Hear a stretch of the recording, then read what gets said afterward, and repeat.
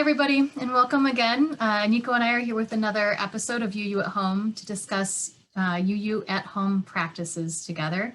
Today, we wanted to talk about holding space. This is something that we've talked about off and on throughout all of our conversations with one another. And we thought it would be good to devote just an episode. We're going to hold space for holding space. That's what we're doing, right? Mm-hmm. Nico, I thought Yeah. Story for us. Yes, I do. Thinking about space is kind of an odd thing to do right now when space is so often virtual space. And this wasn't really the kind of space we were intending to hold. This wasn't what we planned to hold in fall of 2020 when we were looking ahead from way back when. And we did, we have these sort of plans in our minds and these intentions of what's going to happen. And the way that we're going to welcome people into the building and the classrooms and that kind of holding space. And so this whole process has really been a practice of shifting and holding different space. Again, not the space that we really wanted to be holding, but the space that we've been called to hold. And this whole process of taking something that meant a lot to us and a lot to the religious education, being together and moving that type of holding space into the virtual format has been it's been a process, for for us and for families and for everyone in different ways. But it's been such a practice of having a plan, sure, and responding to the need and what we're called to do for holding our space right now. Yeah, I think, and one of the words that we've been talking about a lot this year, on top of talking about holding space and what does it mean to hold space now that we're asked to do it in a completely different way than we've ever done it before, is thresholds, right? So before there was some kind of an idea that we would cross the thresholds into church and we were holding a very particular kind of space, right? To do soul work, to grow our souls and serve the world. We knew that that was the threshold we were crossing into, maybe from, the busyness of our outside lives. And now those thresholds really have disappeared, right? Our where we are right now might be school, it might be work, it might be home, it might be church. It's all of those things. And we have to be in the practice of creating our own thresholds and being clear about our intentions in any given moment. So I might use Zoom for school, and then I might also use Zoom for church. And something has to be different about those two. And it requires our intention to hold space in different ways, maybe assume a different posture than we might normally. And so, yeah, it's a challenge, that holding space. What are we holding space for in this moment, and how are we doing it? Become questions that are a little harder to wrestle with because we're doing it, like as you said, in brand new ways that we've never could possibly anticipate. Mm-hmm. Yeah, and this has been something that we've been thinking about for a long time. Back when we were in person, we were already thinking about what kind of space do we want this to be, and not just in sort of the spiritual sense of how are we going to be together, but even the classrooms themselves. What do we want those to look like when people cross over that threshold and enter into a classroom? What kind of space, physical space, do we want that to be to help hold that spiritual space? And we're doing a very similar thing, here of what, how can that be related and transfer into virtual space when we're not talking about, taking certain posters off the walls or moving the furniture around. It's a little bit different, but still that physical space, that tangible thing is really important. And I think we've been trained by, jobs and schools and sort of, these institutions kind of expect something tangible and something like an outcome or something measurable, something that you can point to and say, this is a thing that I did differently. And for us right now, we can't point and say, hey, we moved the table over there, we did this thing differently. And so it's become an even deeper practice, I think, of holding space and what that means. And holding space has never been about, outcomes and measurements. but in particular now, in new ways, it's about how we are, and the space that we are creating together, virtually. Yeah. Yeah, that reminds me, something that's not a giant secret about me is I like love lists and to-do lists and checking boxes. Like that's just a deep love for me. I mean, starting with make to-do list, check. Yes, did it, great. Um, and I think you and I have had to be very intentional that and ask ourselves, what is it that we are holding space for in our Sunday morning, Wednesday evening religious education classes, right? And what we've intentionally said we do not want to prioritize is checking boxes, right? Most of our, I think most of our religious education experiences, we hope, are about holding space for ritual, holding space intentionally for the people in the group, holding space to learn how to be in covenanted community together, which is a quite different goal than holding space for everybody in the room learns X, Y, Z, right? We didn't, yes, we go in with lesson plans, as you said, plans, yes.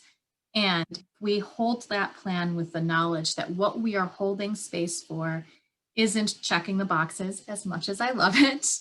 It is for doing the soul work, right? The connection, holding space for connection, holding space for sharing and for deep reflection.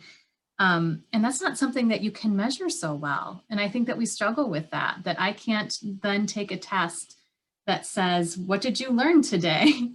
In the same way, if my experience then was one of holding space to build community together, which reminds me of another thing really quick, is just like, it reminds me of like those moments where we're like passing in the hallway when we were together, right? We'd have to remind ourselves, don't rush off to clean up the classroom. If a family brings you aside and just says something like, hey, how are you doing?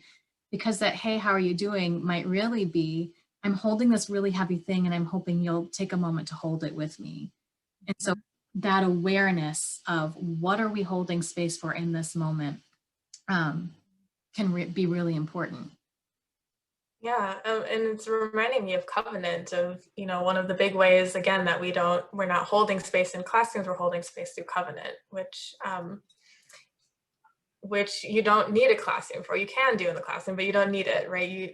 The covenant is what helps hold that space, and helps us hold space for each other, right? And so one of the things that we often include in our classroom covenants is lean in and lean back. And so it's this idea of sometimes, in a conversation, if you haven't said a whole lot, to lean in and say a little more, or if you said a lot, to lean back and leave space for others. And a similar thing, I think, of recognizing, I'm having a hard time right now and I need a little help. Well, that's a lean in. That's me relying on my community and the people who I'm in covenant with right now. Or if I'm recognizing, hey, I'm taking up a lot of space right now, that, is squashing other people, it's pushing other people out, to lean back and make sure that there's space in the circle for everyone. And it's not in a way that diminishes what anyone is feeling or going through, but it's in a way that has this sort of ebb and flow within that covenant and that space, again, to make sure that there's room for everyone, because there is, and it's a matter of doing this as needed, and going through there. We recently also tried exploring self-covenants with the younger kids, and really about like, what do I promise to myself? What do I promise? How do I promise to be in right relationship with myself? And it was really hard. Yeah, I think one of the first things I wrote down with that too was like, okay, I'm gonna make space for my anger and grief, right? Like I think that that's a thing that I'm probably not alone in struggling with. And I think especially right now, because I still do have those to-do lists and I still do have, those things that are just like, barking in my ear, quite literally. I have a puppy, but also like the things that are there that are nagging at me that you know, I want to check those boxes. And if I don't do the soul work, the inner work of making space for anger, for grief, for disappointment, for those things that are a little more uncomfortable to make space for, then, you know, I'll never get to that other stuff anyway. Um, so yeah, that promising myself to make space for holding grief and anger, I think is important. And one of the practices that I've been doing lately is just, especially in the darkening days, is just after sundown to just light a candle. And I have a candle here, so I'm going to light one. And you know, this is just, I don't know. I don't know what it is about lighting a candle, but it just reminds me to take a breath, to make space for sadness, right? There's a lot to be sad about, to grieve right now, to not ignore it, and to also make space for hope and to not ignore that too. So yeah, we can hold space for others, and it's important that we do the work. We have the practices of making space for ourselves too, not just in church. Holding space isn't just for church, right? We're called to make space at any moment. Yeah, and that can be such a simple thing, like lighting a candle. And what makes it deeper, I think, is the intention behind it. And yeah, the thought that goes into, yes, I am holding space for myself right now. And one of a similar practice, I think, in a lot of ways that I've fallen into is just sharing about my day with my partner. And so at the end of every day, no matter what has gone on, we make time to just talk about our day together. And again, something really simple and straightforward. And then when I say it out loud, I'm aware that it doesn't sound all that special, and yet it is. And it has become this deep, meaningful ritual to me. Again, with that intention behind it of putting everything away and having this moment of making space at the end of the day to acknowledge what happened and hold that. Even if it's like, you know, I answered emails for an hour this morning, you know, that is important. That needs to be held. And it's important. There's space for that too. Yeah. Yeah, I love the simplicity of that. And it's reminding me too, just around, like, you named it, intention, right? Like, one of the things I dread the most in my house is that we have an older house and no dishwasher. And I don't love doing the dishes, but I've started trying to frame that time as holding space and seeing it as an act of self-care, that, like, I'm gonna, you know, have a clean kitchen when I wake up in the morning, and inviting the kids in that, like, ritual with me of preparing for the next day by putting away this one is really what we're doing, and trying to frame it that way, and making space as we're, like, scrubbing dishes in the sink for conversation. So, like, busy hands sometimes brings up conversations that wouldn't happen otherwise. And so that's been a really lovely sort of, like, new way of holding space that I actually kind of dreaded before. But it's been easier to make time for it, to make space for it, to hold space for putting away the day so that the new one can feel, I don't know, different, creating that threshold, right? Yeah. But we'd love to hear from you all too. What are the rituals that you have in your home? How are you holding space for yourself and for one another? You can leave a comment below, send us a message, send us a video. We'd love to hear from you all, see you all. We hope you're doing well, and we'll see you next time. Bye, friends.